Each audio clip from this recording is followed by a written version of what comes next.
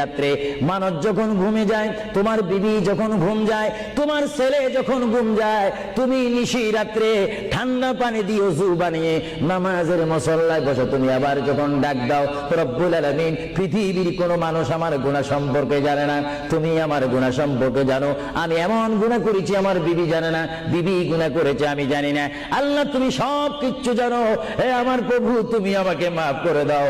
আমার আল্লাহ বলে, তারপরও যদি তোমাদেরকে আমি মাফ না করি, তারপরও বান্দা তোমরা আমার রহমতের দরজা থেকে ফিরে যাইও না।